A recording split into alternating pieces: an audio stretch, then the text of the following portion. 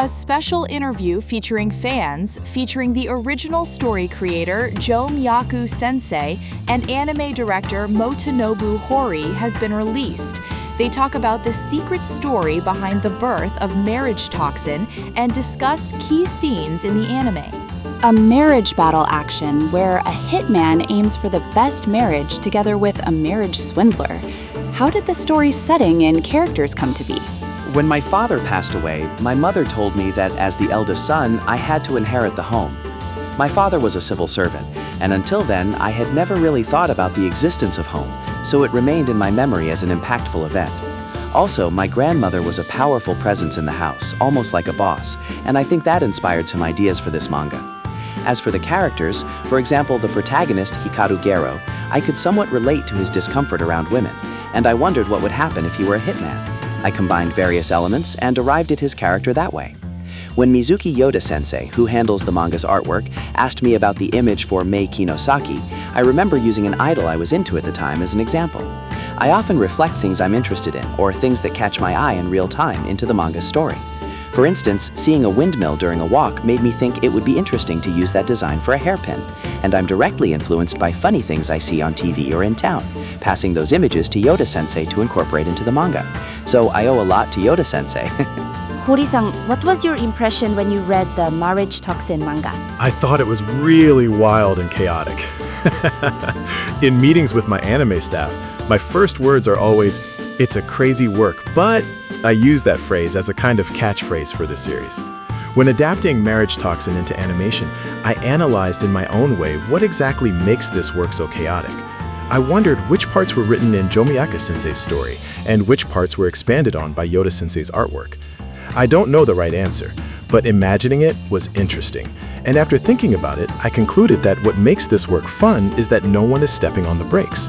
For example, there's a scene where Ginya Naruko is sitting on a massage chair up in a tree, which is just absurd no matter how you look at it. But this manga doesn't try to justify it, it just presents the absurdity as it is. Such depictions are overpowered by sheer momentum, and I think you can enjoy it as, this is just what this work is. By the way, as far as I've read, I didn't see any signs of brakes being applied. No one is stepping on the brakes, right? Yoda-sensei has never asked me, what does this mean, after seeing my story? Even when I write a scenario that I think is totally crazy, her artwork comes back even more expanded and explosive. Normally, an illustrator would want to ask more questions, but you two make an amazing team. You're stepping on the gas from the original story and then pressing even harder with the artwork. That's how it turns out. Like in the second episode of the comic, the scene with making the Namen elephant say pawn doesn't make any sense, right? Are there any scenes in the anime that left a strong impression? The scene where the car is split in half, which also appeared in the first anime PV. I was curious about how it would be expressed in the anime, so when I first watched it, I was moved, thinking, it's really cut cleanly. In the manga, if Yoda-sensei draws a panel showing cutting with chemicals, the power of the illustration makes the reader accept, oh, it was cut. But in the anime, to express movement, I have to draw each frame. So we thought about how the cut part would melt and produced it accordingly. I explained to the anime staff, it's a liquid, but imagine it like a laser, and had them keep that image in mind while drawing. A liquid laser. I see. That's really interesting. If I'd be happy if people pay attention to that kind of realism in the worldview of this anime. Has the anime version influenced you or given you new ideas for the original manga? It has given me a lot of ideas, and there are actually things I've received from it. I won't go into details, but I think there will be scenes in the future manga where you can feel the influence from the anime. Also, when I observed the anime's voice recording, there was something that really impressed me in the interaction between the voice actors and the director. In the first episode, there's a scene with the human chair where the slave says, "Ugh." The voice actor asked whether the "ugh" was from pain or from the weight, and the director immediately replied, "From the weight." I was surprised by how fast this exchange was, and I was happy to see how deeply everyone understood the work. I could also tell that everyone had a solid grasp of the story's future developments, which was reassuring. The way things play out later is effective, so adjusting the tone of the voice actors is important. In the original Marriagetoxin, even characters who disappear after just a few pages or panels are really interesting, so I hope viewers will pay attention to every corner of the anime as well. Director Hori, please tell us about the appeal of the protagonist, Garo, from your perspective. To put it simply, Garo is a disappointing handsome guy, but I still think he's cute. Even though he says he hates his family, he also has the feeling of, I'll take over the family business because I have no choice, so he's surprisingly responsible.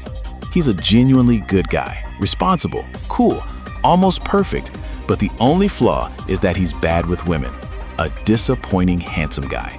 He's disappointing, but cool, and has a lovable side.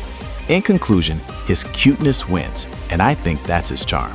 Joumyaku-sensei, do you consciously incorporate Garo's cuteness into the manga's setting? I might not be very conscious of his cuteness, but I'm always thinking about what makes Gero as I write the story. He's someone living in a serious world, so to balance that with the ordinary world, I packed in elements that evoke everyday life, like candy with toys or cleaning toilets.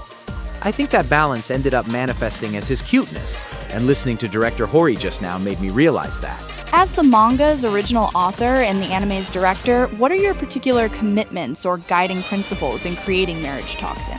I don't really like the word loser heroine, and I want to resist that word within the work. The heroines in this manga are independent characters who can live on even without Garo. I think that's reflected in how each heroine creates a different world view in the manga. In this work, I wanted to pick heroines who are not dependent on the protagonist. I'm working with the thought that this is a challenge that can only be done in this manga. Of course, I want the boys who have read the original and are watching the anime to enjoy it. But since this anime is about marriage hunting and airs after 11 p.m., I hope that adults who are working can come home from work, have a drink in their hand, and watch it. The protagonist is an assassin, but the story isn't grim. What I liked when I read the manga was not just the craziness, but also the positive, uplifting content. That's the kind of thing I want viewers to enjoy, and that's what I'm aiming for in making this anime. Lastly, please share a message for Marriagetoxin fans.